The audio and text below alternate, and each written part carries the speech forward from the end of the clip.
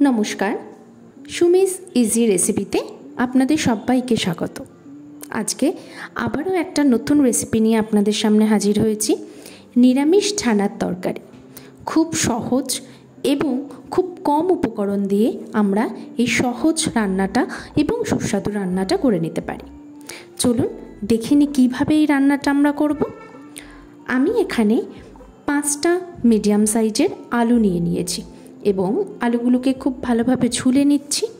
ছুলে নেবার পরে আলুগুলোকে আমরা এরকম ছোট ছোট টুকরো করে কেটে নেব। তারপর বেশ কয়েকবার ভালোভাবে জল দিয়ে ধুয়ে জল ঝরিয়ে রেখে দেব।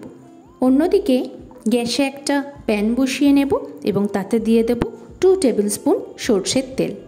এই সময়ে গ্যাসের ফ্লেম কিন্তু মিডিয়াম থাকবে।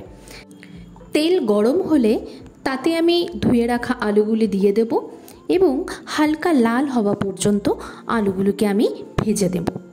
মনে রাখতে হবে এই সময় কিন্তু গ্যাসের ফ্লেম মিডিয়াম থাকবে।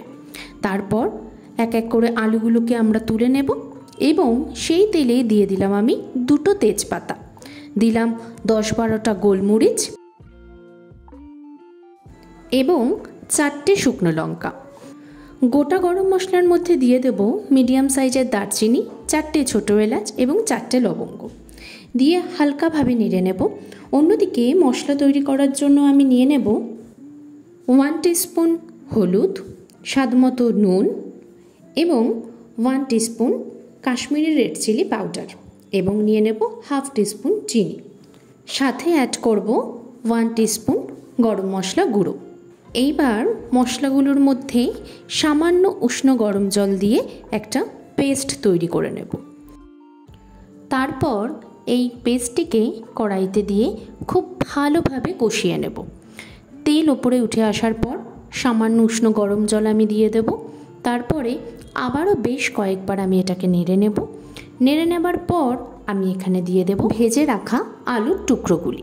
তারপর খুব ভালোভাবে নেড়ে নিয়ে আমি এখানে দিয়ে দেব 500 গ্রাম মতন ছানাগুলোকে আবারও দিয়ে খুব ভালোভাবে আমি মিনিট 5 নেড়ে নেব। ভালোভাবে নেড়ে নেওয়ার পরে যখন হালকা ফুটে উঠবে তরকারিটা, তখন আমি তাতে মরিচ গুঁড়ো 1/2 টিস্পুন দিয়ে আবারও ভালোভাবে নেড়ে নেব। তারপর 1/2 কাপ মতন জল দিয়ে আমি ঢাকা দিয়ে রেখে দেব 5 মিনিটের জন্য। 5 মিনিট পর তরকারিটা ফুটে উঠলে আমি তাতে মিশিয়ে দেব গরম মশলা। এখানে আমি 1 টিস্পুন গরম মশলা দিলাম।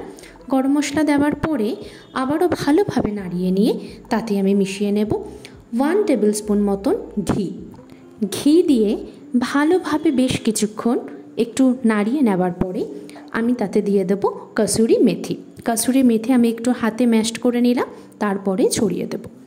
তৈরি হয়ে গেল খুব সহজ এবং সুস্বাদু রান্না নিরামিষ ছানার তরকারি।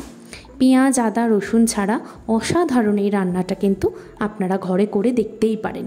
তো কেমন লাগলো আমার এই রান্নাটা অবশ্যই আমাকে কমেন্টে লিখে জানাবেন। ভালো লাগলে লাইক, শেয়ার এবং সাবস্ক্রাইব করবেন।